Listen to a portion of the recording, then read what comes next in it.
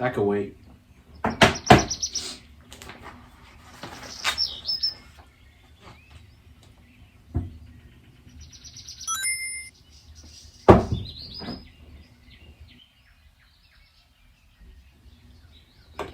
Today's Sonic's birthday.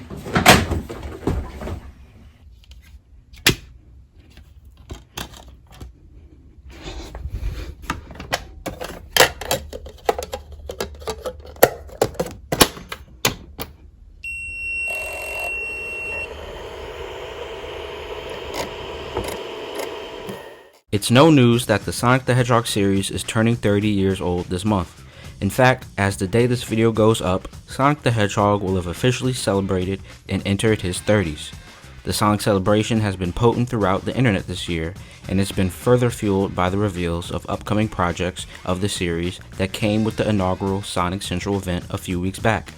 But amidst all of these celebratory events for the Sonic franchise, a very notable installment has crossed the 2-decade mark on this day as well, and that game would be none other than the infamous and illustrious Sonic Adventure 2. Released worldwide on June 23, 2001, it was the follow-up to the series' first legitimate venture into the third dimension.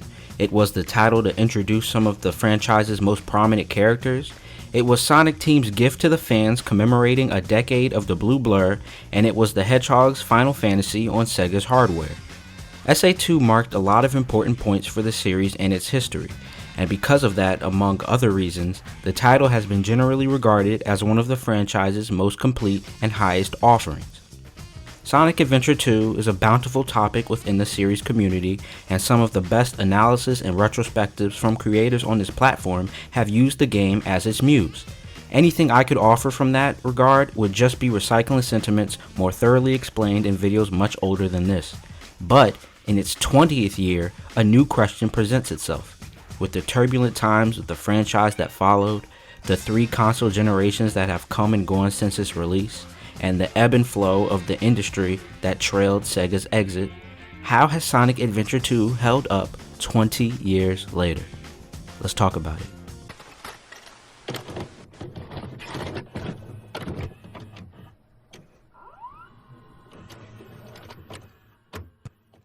Just as a quick preface, I'm going into this special review of Sonic Adventure 2 playing both the original release on the Dreamcast and the re-release for PS3 and Xbox 360 for comparison. There are several differences between those two versions, as well as the battle version released on the GameCube, but in my eye of critique, I'm deciding to stick to the original release, as it is the version that was the initial vision of the game, as well as the one that is actually 20 years old. I'm also deciding to split the retrospective into 5 points of interest relative to how the game has aged: story, presentation, gameplay, content, and impact, as those are all aspects of Sonic Adventure 2 that have contributed to its acclaim all these years later. So without further ado, the story.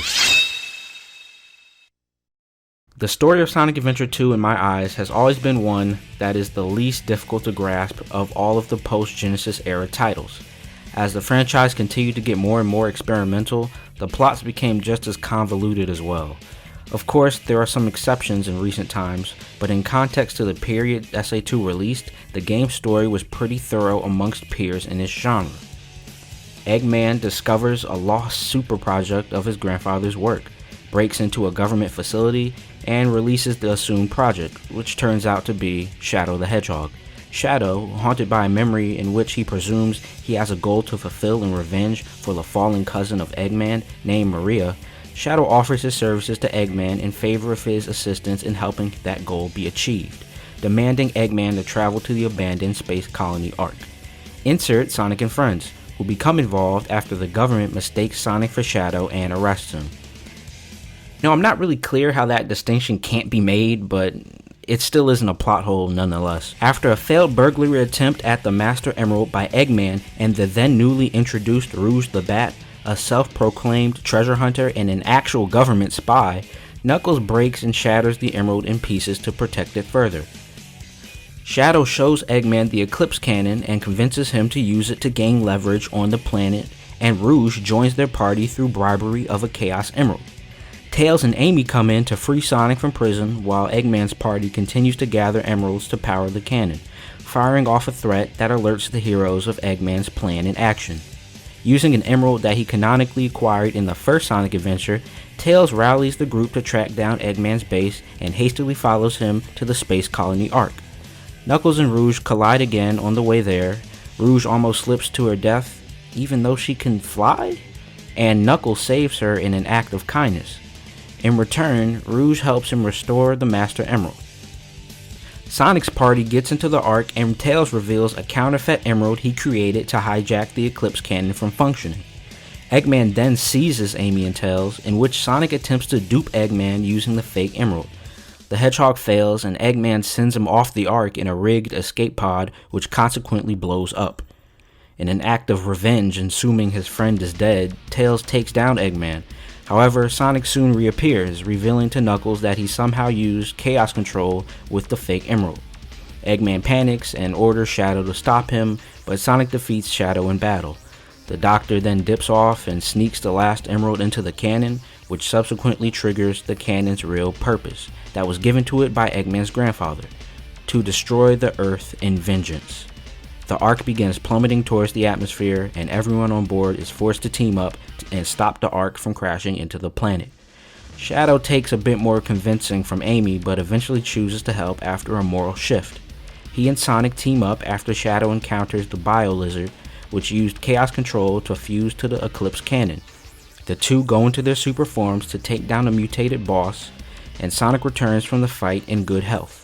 However, Shadow, with depleted energy, collapses to his presumed death. Somewhat digestible, right? However, the real gem of Adventure 2's story is the fantastic pacing and subtle character moments. While the cutscenes haven't aged gracefully, some of the interactions between the characters in the more common and more informal scenes were a result of fantastic acting performances and fantastic writing. In the years after Adventure 2, the dialogue of most titles in the series weren't as intriguing between characters, and for characters like Knuckles and Shadow, they would eventually have their personalities watered down to disrespectful extents. While in SA2, many moments would go on to capture the traits and morals of the characters that would best represent their depths in all of the series. Sonic Adventure 2 is full of the colorful and vibrant tones that have been a valuable identifier within the Sonic series up to that point. The San Francisco-inspired settings of the city, the silly, spooky surroundings of Pumpkin Hill, and the somewhat futuristic and alien set pieces of the game's portions in space created memorable portions of linear story.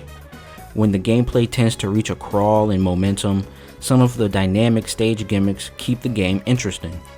The game's soundtrack is also on par with the golden standard of Sonic, with a rainbow of music to best cater to each of the 6 highlighted characters.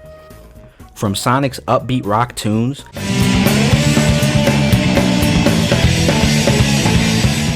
to Knuckles' chill hip-hop vibes,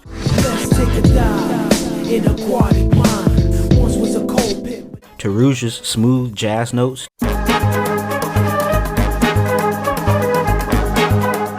to Shadow's metallic grunge,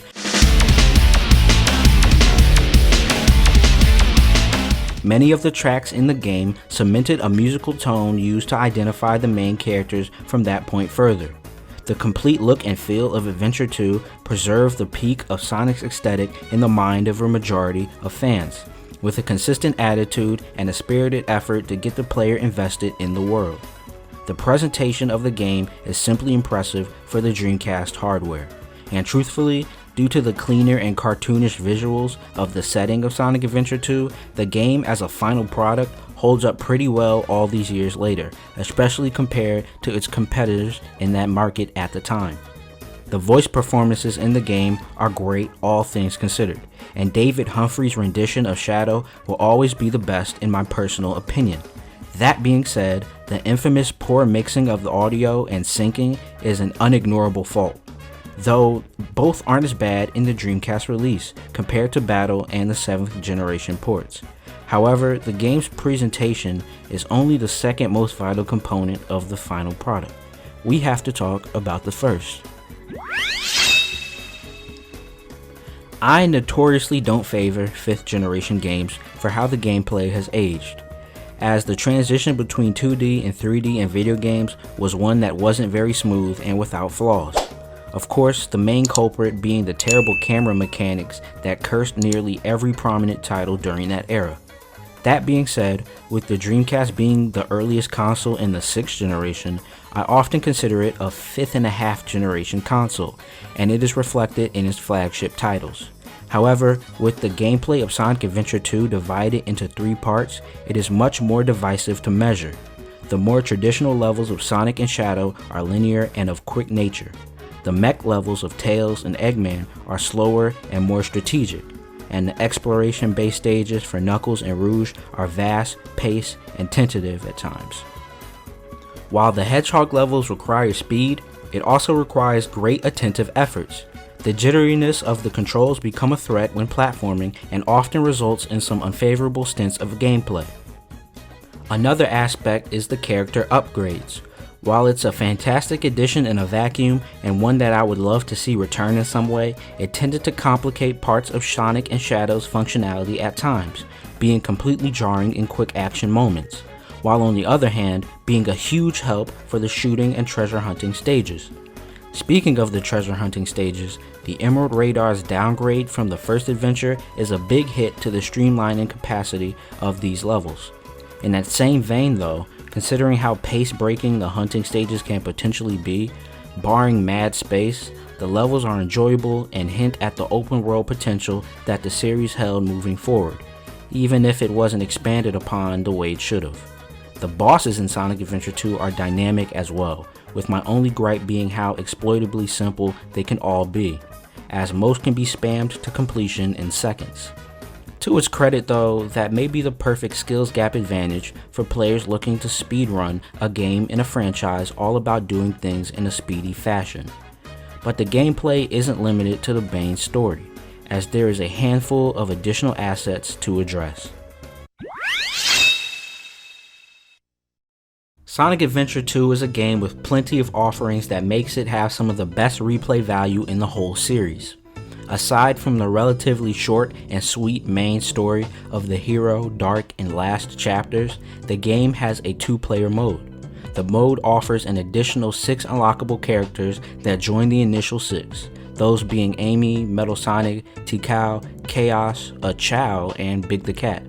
The 5 mission structure of all the replayable stages also extends the game's lifespan exponentially, with rewards including special character skins, and the ultimate reward being the first playable 3D recreation of Green Hill Zone in the series, way before it became disgustingly overused. Then there is the Chow Garden. Coupled with the VMU unit of the Dreamcast, the Chow Garden was practically a bonus Tomodachi game inside of this AAA release, with stats, training, evolutions, and even a Chow kindergarten. Also was the kart racing minigame that in itself allowed probably a lot more detail than it should have. It was an entire racing game in itself and offered a lot of other bonuses to its completion as well. While the base game could be covered at a good pace in about 4 hours, there is at least triple of that available. A major benefit of Adventure 2's structure is that the qualities of the story and gameplay discussed earlier also makes it one of the titles in the franchise that are easier to revisit, and the secrets and Easter eggs crammed into every nook and cranny make that coming back even better every single time.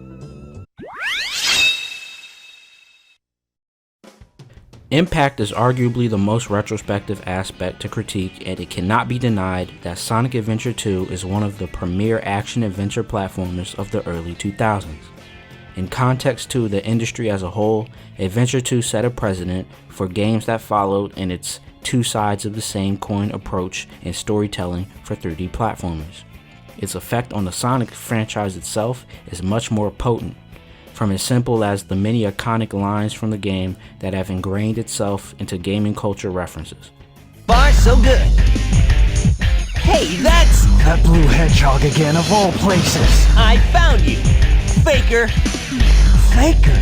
I think you're the fake hedgehog around here. You're comparing yourself to me?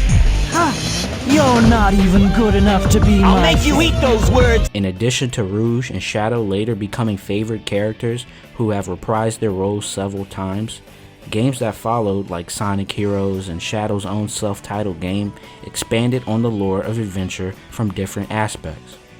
From a more casual point of view, Adventure 2 ranks in the game community holds high, and many of the veteran portions of the fanbase often look to the game as reference when addressing new entries in the 3D line of Sonic titles. SA2 also notably is one of the few titles in the series that predates the boost formula style of modern Sonic, creating a riff in fans who look to return to a more linear yet diverse style of story and gameplay like Adventure, which was truly last present in Sonic 06's connecting episodes of Sonic, Shadow, and Silver. Even to the present day, SA2 is arguably the title with the biggest cult following in the fanbase, and people, myself included, often clamor for polished modern re-release of the game. Whether or not that will eventually come about is unknown, but the reverb of Adventure 2's Sonic Boom is likely to forever be felt in the forthcoming future of the franchise. All in all, Sonic Adventure 2's strengths as a game surely outweigh any negatives that come as a result of the flaws of 3D adventure platformers of that era. In the 20 years since the release of SA2, not many Sonic titles have been able to eclipse the quality and impact of the last Sonic game on a Sega system. As June closes and the month-long buzz of Sonic's anniversary begins to settle, it's been nice to give flowers to the series' crowning achievement on the Dreamcast. The Sonic series has come a long way these first 30 years, and while people often focus on the low periods and over-glorify the better stints, I think the best perspective to close out is as follows. The Sonic the Hedgehog series means a lot. To gaming, to pop culture, and to the fans. Whether it's the earliest titles, to the installments of the transitional eras, to the modern releases, every kind of fan can find some enjoyment out of one of Sonic's games.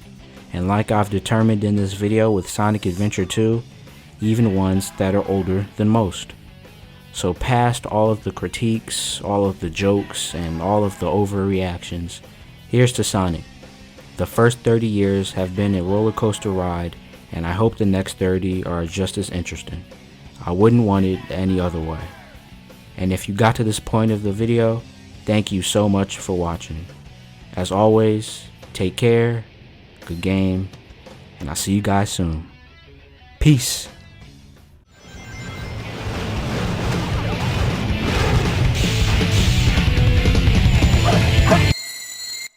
Yes!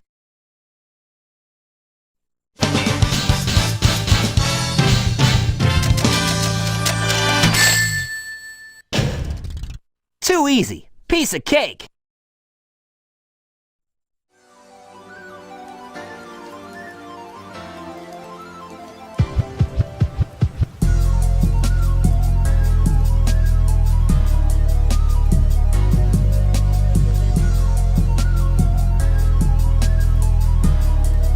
Today's Sonic's birthday. That was so irresponsible, bro. This is an important book.